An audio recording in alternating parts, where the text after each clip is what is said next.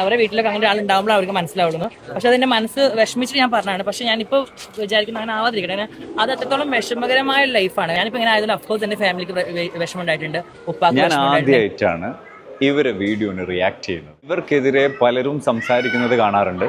ഇവരാ പറഞ്ഞൊരു പോയിന്റ് ഉണ്ട്, നാളെ മറ്റന്നാൾ നമ്മളെ വീട്ടിൽ ഒരാൾ ജനിക്കുമ്പോൾ ഇത്തരത്തിലുള്ള സ്ത്രൈണതയുള്ള ഒരാൾ ജനിച്ചു കഴിഞ്ഞാൽ നമുക്ക് മനസ്സിലാവും അവരെ മാറ്റാൻ നമ്മൾ എന്താ പറയുക, പഠിച്ച പണി 18 ശ്രമിച്ചാലും നടക്കില്ല.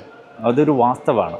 ലക്കിലി ചില ആൾക്കാരൊക്കെ പുറമേ മാറിയെങ്കിലും ഉള്ളിൻ്റെ ഉള്ളിൽ അവർ സ്ത്രീ ആയിട്ട് തന്നെ ഉണ്ടാവുക, പുരുഷ രൂപത്തിലുള്ള സ്ത്രീ ആയിട്ട്. ഇങ്ങനെയുള്ള ആൾക്കാരെ നമ്മൾ റോസ്റ്റ് ചെയ്യുമ്പോൾ അവരെ കൂടുതൽ അത്തരത്തിലുള്ള സംഭവങ്ങൾ സോഷ്യൽ മീഡിയയിൽ കാണിക്കാൻ പ്രേരിപ്പിക്കുന്നതാണെന്നുള്ള വസ്തുത മനസ്സിലാക്കണം. ഇതിനുള്ള ഉത്തരവാദിത്വം സമൂഹത്തിൽ പലർക്കും ഉണ്ട്.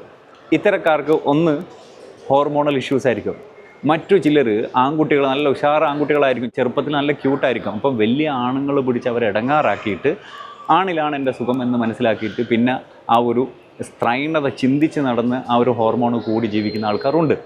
അതിലും ഒരു ആണിൻ്റെ ഇടങ്ങാറാക്കലില്ലേ, അത് നമ്മൾ മനസ്സിലാക്കണ്ടേ. പിന്നെ മറ്റൊരു കാര്യം എന്താണെന്ന് വെച്ച് കഴിഞ്ഞാൽ, ഇപ്പോഴത്തെ സ്റ്റഡീസിൽ മത്സ്യങ്ങളിൽ പോലും, അതായത് ആൺ മത്സ്യങ്ങളിൽ സ്ത്രൈണത വന്നു തുടങ്ങിയെന്നാണ് പറയുന്നത്. നമ്മൾ സമുദ്രത്തിൽ കളയുന്ന ചില വേസ്റ്റുകൾ കാരണം അത് തിന്നിട്ട് ആണത്തമുള്ള ആണുങ്ങൾ കുറഞ്ഞു വരികയാണ്. സ്ത്രൈണതയുള്ള ആൾക്കാരെ നമ്മൾ കളിയാക്കുന്നതിന് പകരം നമുക്ക് അവരങ്ങ് ഇഗ്നോർ ചെയ്യാം. കാരണം നാളെ മറ്റന്നാൾ നമ്മളെ വീട്ടിൽ ഇങ്ങനെ ഒരു അവസ്ഥ വന്നു കഴിഞ്ഞാലാണ് നമ്മൾ ചിന്തിക്കുക, പടച്ചോനെ അന്ന് ഞാൻ അവനെ കളിയാക്കിയത് എന്തായാലും. കാരണം സമൂഹത്തിൻ്റെ മുന്നിൽ അത്തരത്തിലല്ലേ നമ്മളെ കാണുക. അതുകൊണ്ട് ഇവരെ അങ്ങ് വെറുതെ വിടുക. അപ്പം ഇവരെ ഭാഗത്തു നിന്നുള്ള കോമാളിത്തരങ്ങളും ഇത്തരത്തിലുള്ള സെക്ഷൽ അപ്പീൽ കാണിച്ചിട്ടുള്ള വീഡിയോസും കുറഞ്ഞു വരും. പിന്നെ ഈ ഒരു സുഹൃത്തിനോട്, ജാസി എന്ന് പറയുന്ന സുഹൃത്തിനോട് എനിക്ക് പറയാനുള്ളത്, നിങ്ങളെ പ്രൈവറ്റായിട്ട് വെക്കേണ്ട കാര്യങ്ങൾ നിങ്ങൾ പ്രൈവറ്റായിട്ട് വെക്കാൻ ശ്രമിച്ചാൽ നന്നായിരുന്നു.